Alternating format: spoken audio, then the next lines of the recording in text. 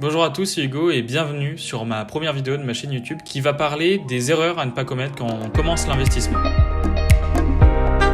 J'ai voulu faire cette vidéo parce qu'il y a 1 an et demi, quand j'ai commencé à investir sur les marchés financiers, j'ai perdu un petit peu d'argent parce que j'ai fait pas mal d'erreurs que j'aurais pu complètement éviter et donc au lieu d'en perdre, j'aurais pu gagner de l'argent. Je fais aussi cette vidéo parce que je vois de plus en plus de jeunes, ou pas forcément des jeunes, qui s'intéressent de plus en plus à l'investissement sur le marché action et sur d'autres marchés. Mais je pense que le marché action est une très bonne alternative à l'épargne parce que ça peut engendrer de très beaux rendements, que ce soit par les dividendes ou par la hausse des cours. Et donc je pense qu'aujourd'hui, il est de plus en plus intéressant de placer son argent sur les marchés actions plutôt que de laisser dormir son argent sur son compte bancaire. Et aujourd'hui, je vais vous faire un petit topo pour éviter un certain nombre d'erreurs. La première erreur que j'ai pu faire et que beaucoup d'autres personnes vont faire, c'est de ne pas prendre son temps. Je pense que quand on commence à investir, quand on commence à s'intéresser à l'investissement, il est extrêmement important de s'exercer, de prendre connaissance de ce qu'est le marché financier, de ses rouages, de son fonctionnement, pour le comprendre, pour comprendre où est-ce que vous mettez votre argent, comment vous allez le placer et quelle sera votre stratégie pour faire de l'argent. Évidemment, même si vous avez une stratégie, même si vous avez étudié, que vous êtes exercé, entraîné, il est fortement probable que vous perdiez de l'argent et surtout au début. Et donc exercez-vous. Vous avez beaucoup de sites où vous pouvez vous exercer avec de l'argent virtuel. Je pense à eToro, Swiss quelque chose. Et il y a énormément d'autres sites où vous pouvez parier de l'argent virtuel pour vous exercer, pour voir comment vous élaborez vos stratégies. Avant de commencer, je pense qu'il faut plusieurs mois pour s'exercer ou alors quelques semaines mais intensives pour vraiment apprendre, s'entraîner, s'exercer et après pour investir avec votre argent. Dans cette même erreur à éviter, dans le prendre son temps, je le vois aussi dans le sens où ne mettez pas tout votre argent directement. Mettez un petit peu d'argent. Évidemment, si vous mettez de l'argent d'investissement, c'est de l'argent que vous pouvez perdre et pas de l'argent qui vous sert à vivre. Je pense que ça, c'est très important de mettre seulement l'argent que vous avez sur votre épargne ou qui n'est pas nécessaire ou vital pour votre futur, mais de l'argent qui est là, qui dort sur un compte et que vous pouvez mettre sur les marchés financiers. La deuxième erreur à éviter, c'est de ne pas faire du trading. Il ne faut pas du tout faire du trading quand on débute, quand on est même amateur, et il faut faire du trading quand on est quelqu'un d'averti sur les cours, quand on sait faire de l'analyse graphique, quand on sait interpréter les différentes nouvelles, les différents indices, les différentes infos économiques ou financières ou même sociales de la planète économique mondiale. Quand j'ai commencé, j'ai voulu faire du trading et plus particulièrement quand j'ai commencé sur le marché des cryptos. Étant donné que c'est un marché qui est extrêmement volatile, j'ai voulu essayer de faire du trading sans avoir de réelle base sur l'analyse graphique et autres. En fait, j'ai juste perdu tous les fonds que j'ai alloués au trading. Donc c'est bête, ne faites surtout pas du trading. C'est quelque chose qui est pour les personnes averties. Même si vous avez commencé à faire du trading et que vous avez gagné le gros lot, ne continuez pas. C'est vraiment quelque chose qui est à quadruple tranchant. C'est dangereux pour votre argent si vous n'êtes pas roué en analyse graphique et tout ce que j'ai énoncé précédemment. Et donc, je vais faire un petit écho à l'analyse graphique. L'analyse graphique, c'est quelque chose qui est super important dans les marchés financiers, que ce soit pour les cryptos, pour les marchés actions et pour d'autres marchés, Forex, etc. Parce que l'analyse graphique va vous permettre de comprendre, de mieux comprendre le marché et donc de savoir où est-ce que vous allez mettre votre argent, quelle action est risquée, quelle action est moins risquée, quelle action est bonne à prendre maintenant et plus bonne à prendre plus tard. Et il y a de très bons indices qui vous permettent de vous donner ces réponses, mais évidemment, il y a besoin de travailler. Par exemple, pour un seul indice, c'est un indice qui est extrêmement complet, qu'on appelle le Hoshimoku. Il y a un livre de 500 pages qui vous explique comment utiliser cet indice. C'est un indice extrêmement complet et qui est extrêmement utile en finance, qui s'appelle Hoshimoku et qui est extrêmement utile, mais aussi assez complexe à comprendre, assez complexe à vraiment comprendre dans sa globalité. Et vous avez aussi beaucoup d'autres indices comme Fibonacci, le RSI, MACD, H-Ribbon, etc. C'est beaucoup d'indicateurs qui vont vous permettre de prendre des décisions plus éclairées. Mais cela, il faut s'entraîner, il faut apprendre, il faut lire des livres, il faut regarder des vidéos tuto, il faut regarder plein de choses pour faire du trading et pour même commencer à investir. Mon troisième conseil et erreur à ne pas faire, c'est de ne pas analyser une entreprise avant d'investir dedans. Ça va un peu avec le premier conseil de prendre son temps. Prenez votre temps pour analyser une entreprise. Une entreprise, ça s'analyse sur plusieurs plans. L'analyse purement financière et économique, est-ce que l'entreprise est rentable? Sa trésorerie est-elle positive ou négative ou nulle? Une trésorerie nulle ne veut pas dire que l'entreprise est dans une mauvaise santé financière, ça peut être un très bon indicateur parce que ça veut dire que l'entreprise investit pour le futur et donc va dégager sûrement plus de productivité, plus de rendement, plus de bénéfices dans le futur, car elle investit et elle prend sur sa trésorerie pour investir. Mais aussi, certaines entreprises ne sont pas en bénéfice, ne font pas des bénéfices et sont en déficit. Cela ne veut pas dire que c'est des mauvaises entreprises, mais c'est parfois des entreprises qui sont jeunes, des startups. Souvent, les entreprises à fort potentiel de croissance sont des entreprises qui ne sont pas encore rentables et qui seront rentables dans plusieurs années. Donc ça, c'était le côté plutôt économique, financier. Il faut aussi analyser le secteur. Est-ce que le secteur est en croissance? Est-ce qu'il est en déclin? Est-ce qu'il est en maturation? Etc. etc. Il faut vraiment analyser l'ensemble de l'entreprise, l'ensemble du secteur de l'entreprise. Quelle est sa place dans ce secteur? Est-ce que son secteur est un secteur de niche?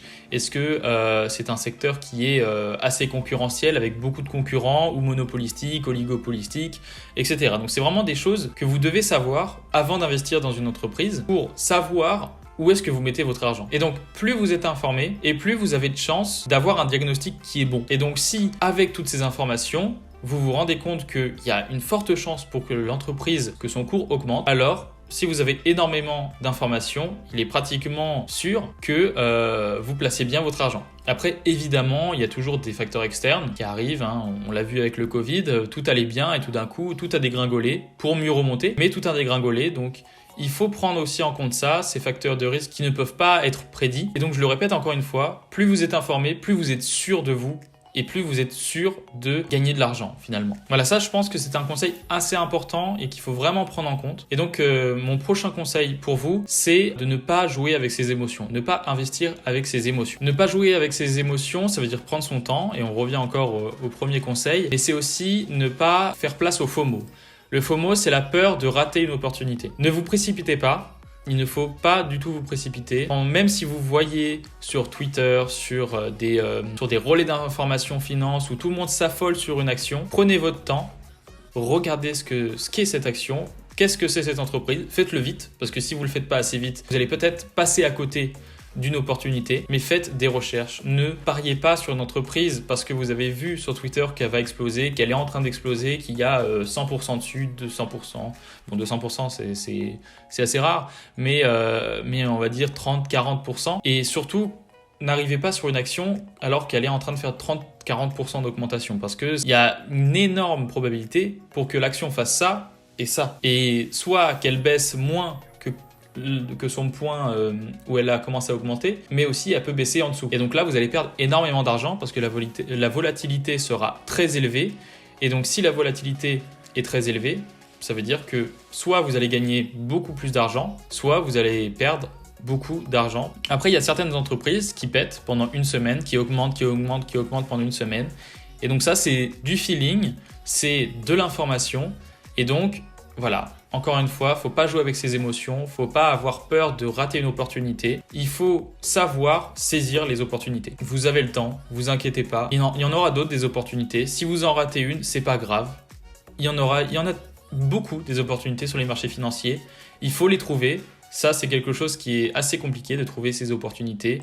Par exemple, début janvier, il y a eu un boom des biotechnologies, des nouvelles technologies avec NIO qui est passé de quelques euros l'action à 50 euros l'action, Bionano, Tracenterix et beaucoup d'autres actions qui ont pris des fois 100%, voire 200, 300, 400, voire 1000% en quelques semaines, mois. Donc parfois ça arrive qu'il y ait des booms sur certains secteurs, sur certaines actions qui sont durables, mais c'est très rare. Très très rare, donc faites attention. Et quand vous êtes sur une action qui est de ce type-là, ne jouez pas avec vos émotions. Une erreur vraiment à éviter, qui est facile à éviter en plus, c'est ne pas avoir peur de perdre. Au début, j'avais beaucoup peur de perdre de l'argent. Et dès que je perdais un peu trop d'argent, je vendais l'action parce que j'avais peur de perdre plus. Mais en fait, c'est extrêmement bête parce que les marchés financiers, c'est des cycles. S'il n'y a pas de nouvelle qui est fracassante, qui va détruire le cours d'une entreprise, mon conseil, ce serait de rester dedans, d'attendre, de hold. Moi, personnellement, sur toutes les fois où j'ai été en déficit, où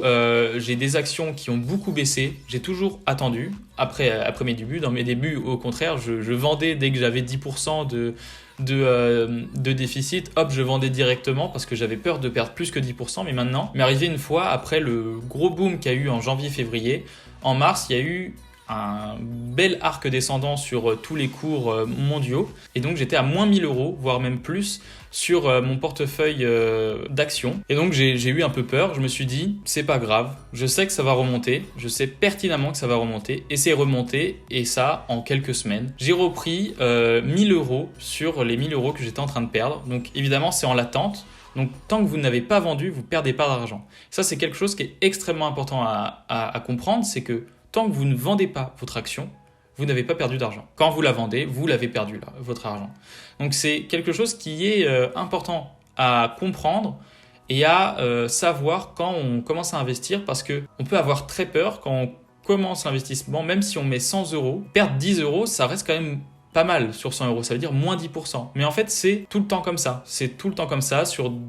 Ça dépend des actions. Il y a des actions qui sont beaucoup moins volatiles et 10%, c'est énorme, mais ça remonte souvent. Évidemment, il y a certains cas où ça remonte pas, ça continue de baisser ou ça stagne, ou alors il faut attendre longtemps pour que ça réaugmente. Moi, j'ai fait cette expérience et encore, j'ai depuis début de cette année des actions. Avec le boom des biotechnologies, j'ai fait pas mal de profits sur pas mal d'actions.